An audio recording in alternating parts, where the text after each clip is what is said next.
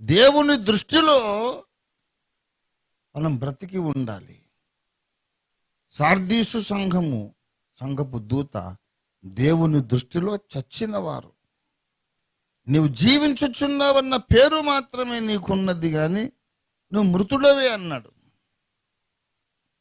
జీవించుచున్నావన్న పేరు ఎందుకున్నది అంటే వాడు మామూలుగా మనలాగా ఈ భూమి మీద నడుస్తున్నాడు, భోంచేస్తున్నాడు, పడుకుంటున్నాడు, లేస్తున్నాడు, ఉద్యోగము, వ్యాపారము, వ్యవహారం అన్నీ చేస్తున్నాడు,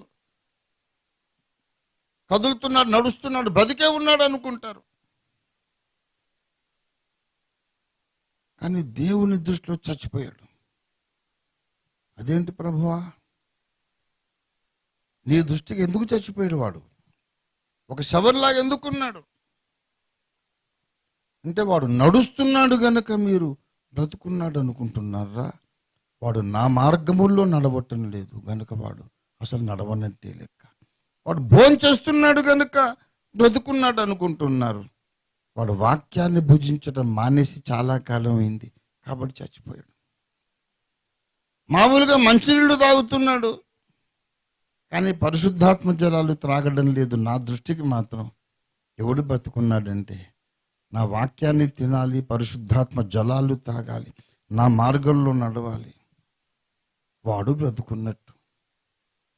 వాడు మాట్లాడుతున్నాడు కనుక బ్రతుకున్నాడని మీరు అనుకుంటున్నారు. నాతో మాట్లాడడం లేదుగా కాబట్టి చచ్చిపోయినట్టే. మీరు పిలవగానే వాడు పలుకుతున్నాడు, ఏమండి సార్, ఏంటి బాబు అంటున్నాడు వెంటనే.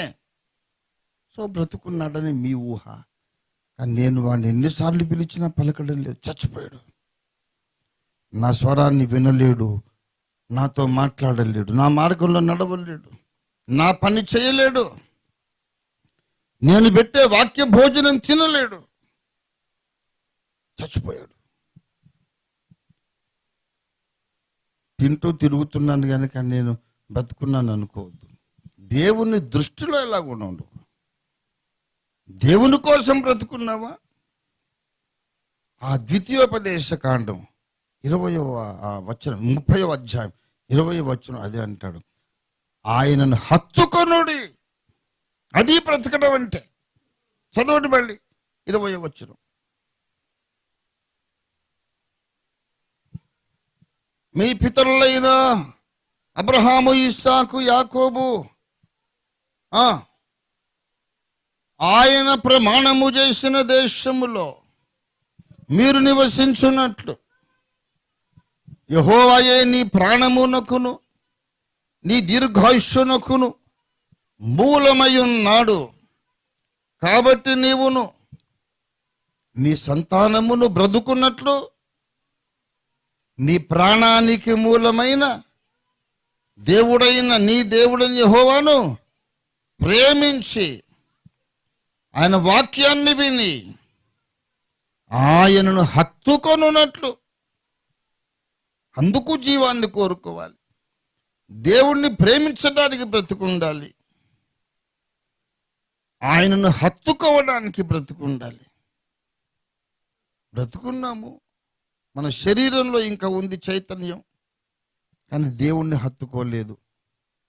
అసలు దేవునితో మాట్లాడి ఎన్ని రోజులైంది? దేవుని సన్నిధిలో మోకరించి ఎన్ని రోజులైంది? బైబిల్ చదివి ఇదిగో ఈ వచనం నాతో మాట్లాడుతుందని అండర్లైన్ చేసుకొని ఎన్ని రోజులైంది?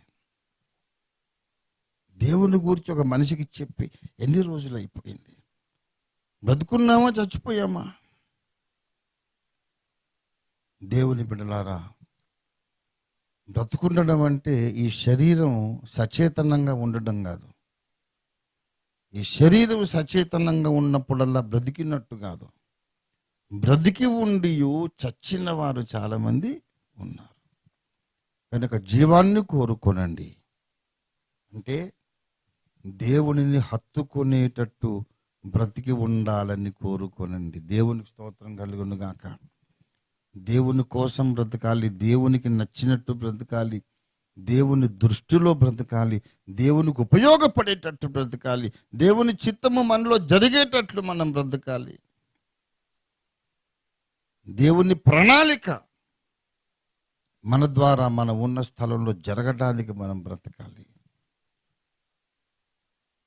మరి మనం ఇవాళ మన పరిస్థితి ఎలా ఉందో ఒకసారి చూసుకుందాం. నేను ఎప్పుడు దేవుణ్ణి అడుగుతాను, ప్రభువా నేను నీ కోసం బ్రతుకుండాలి, నాకు బ్రతకాలని ఆశ. I don't want to die, nobody wants to die.